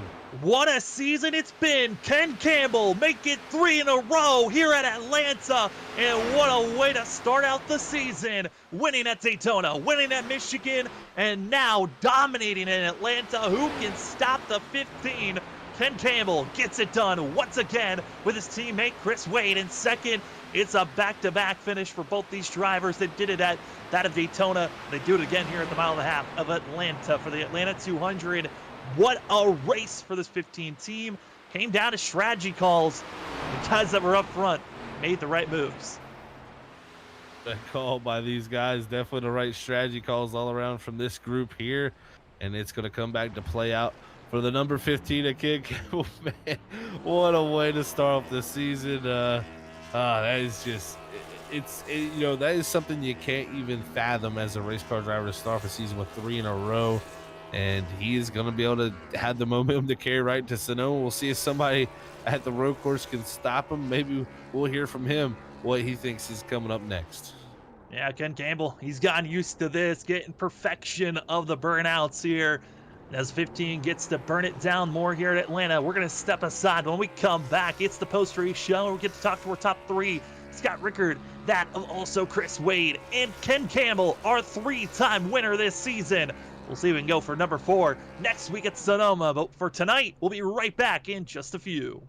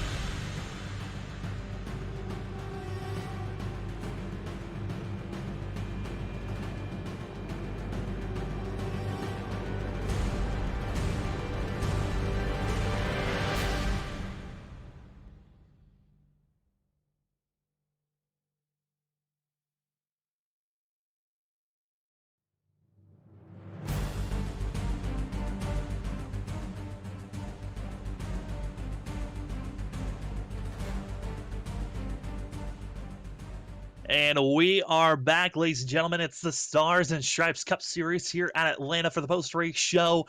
My name is Sam Dyer. With me is Zach Hall. Robert Moria running all the productions. And we're going to start things off with third-place runner, that of Scott Rickard. Get his point of view of how tonight went. Scott, it's Sam up in the booth. You got me? Yes, I do.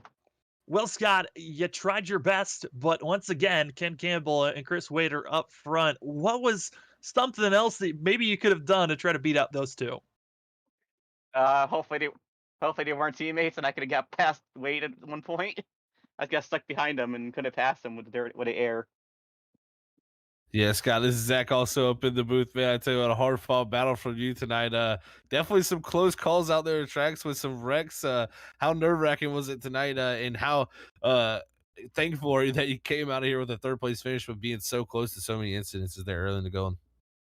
Well, I caused one of them by press getting tight, but I got scared in the next restart when the two of right in the top, right in front of me, like to my right. I thought I was getting that one, so I'm glad I got third after everything happened. Well, Scott, we got to see 3 races: Daytona, Michigan, and Atlanta so far. We're now going to be going road course racing. How are you feeling about going to Sonoma next week? Oh, I'm ready. I've been waiting for Sonoma since the schedule is released. Well, Scott, a great run for yourself here tonight. Top 3 finish, and for yourself here tonight, the floor is yours for any shout outs. Everybody misses more sports than my dog. That's going to be Scott Rickard in the 05, going to be getting himself a 3rd place finish. Congratulations, Scott, and good luck next week. Thank you. As 05 tried his best, but once again, it's the teammates that of that of Ken Campbell and Chris Wade once again just doing their thing starting off this season. So we're gonna move down to 2nd place runner, the 53 of Christopher Wade. Chris, 2nd place once again, being beaten out by your teammate. But man, what a start for both of you guys here for this season. Yes, sir. It was. Is not much of a qualifier, as you can tell.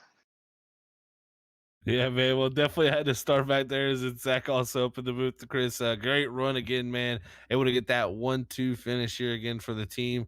Man, coming into the season, you guys have looked so strong in this A car. I know you had a tough break last week in Michigan. Now you bounce back in again here and get another 2nd place finish. Do you think this is something we're going to continue to see you two being a force to be reckoned with this season, man? Because this switch to the A car, it's really made you guys the top dogs here so far. Hey, yeah, Ken. He's been doing a wonderful job. He's really been. I mean, man, 4 in a row. He's going to town on us this season, and yeah, it was tough break for me last week. I just car didn't lock his brakes up and just caught me, and I had to come back and redeem myself this week, and I gave it all I had. I done everything I needed to do. I just couldn't get the Ken. Ran through it. Outside would work as defending, so I knew. I kept telling them not to give up that outside and all that stuff, and it just eventually worked out for us. And I mean, our whole team's top 5 this week, so we did an awesome job. It's been incredible to watch how well you've been doing here, Chris, and as a team, it's been spectacular. But we've seen Ken dominate now so far this season. Are there any races in the upcoming? We've got that of going to Sonoma, Pocono, Kentucky, and Chicagoland. Any of those races piquing your interest, and maybe a place that you can get a victory at? I wouldn't count on it for us as a whole team on the road course. I mean, hoping at least to be in the top 5, top 10, somewhere around there. Sonoma's it's gonna be a hard track for sure. It's very hilly and stuff. So I'd rather go to Watkins Glen on that one or a Daytona road course or something like that. I can drive those, but yeah, it's gonna be hard. And for the other ones, we just have to see how it goes because um, it's tough to pass for sure, and as you can see, qualifying ain't my strong suit. So I'm going to have to work on that and see how it goes. See if we can stay out of trouble and keep our nose clean. We hope that you are able to do so there, Chris. And before we let you go, the floor is yours for any shout outs. I want to thank my mom and dad, Nate for putting on the league, AC Two Skins for the wrap. He's the man. The whole team for not great performance. Ken, Nate, Mike, all those guys, and you guys for broadcasting. Yeah, that's going to be Christopher Wade in the 53, 2nd place finish once again. Congratulations on the top 3 finish, and good luck next week. Thank you, man. And the man who's just been dominating and winning and winning and winning and winning, it is Ken Campbell up in the booth. Ken, once again, 3 in a row for the points races. Technically, you could say 4 in a row with the clash win that you had to start out before Daytona. How are you feeling after getting all these wins and being the most dominating car here tonight? Confused is the main thing. Very excited. Been putting in a lot of hard work, and it's obviously paying off. And so still a little bit confused, but very excited. Things are looking up. Hey, Ken, it's also Zach up here in the roof, man. I tell you, like you said, definitely the hard work is showing so far this season. I mean, 3 in a row here in the regular season, 4 in a row if you count the clash there, man. I mean, that is got to feel amazing to start off a season with that type of momentum. I mean, this switch, I think this has been the big thing. We've seen a lot of guys, shining with this switch to the A car. Some guys even maybe struggling with the switch to the A car. I mean, man, I talked to you a little bit about it already through the last few weeks, asking how much you like this car. But did you even have this even thought out in your mind? Coming into this season, that hey, when we make the switch to this car, it's going to be a lot more my playing field, because it's just shown so far in the first 3 races you can win on each type of racetrack we go to, and really just got to see on that short track now what you can do. But man, it's been a great start nonetheless. Yeah, I really couldn't ask for anything better. I knew I was going to be better coming into the Cup car. It fits me a little bit more. But honestly, expectations coming into the season, I wanted to get like 3 top 5s and like 5 top 10s, and so that's really where I was setting expectations, and I thought it was going to be hard to get there, but I mean, things have just worked out. It's Daytona, Wade won that race. I just happened to be the one he was pushing, and then Michigan, is kind of like mini Daytona. So I was really glad to come out at a mile and a half and show that I'm not just getting lucky and getting in front of the right people. That I've been working hard, and I'm glad it showed tonight. Yeah, I mean, Ken, it certainly wasn't luck. You had the fastest lap of the night with your 30.755 lap time, a quick lap here. We're now going to be moving over to a road course. We already heard from Chris's point of view, feeling like that's probably going to be a tough race as a team as a whole. But for yourself, how are you feeling about Sonoma? If I make one guarantee this year, it's that you guys are not going to be interviewing me after Sonoma.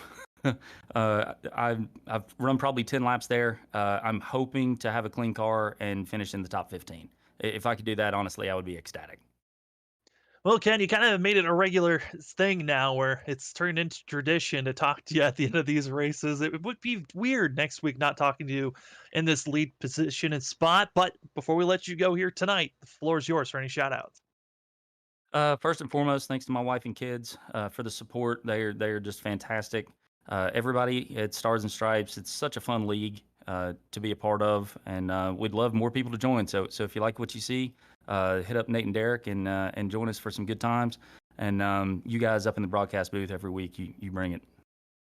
That's going to be Ken Campbell in the 15, getting his 3rd win in a row this season. Congratulations, Ken, and good luck next week. Thank you very much. War Eagle.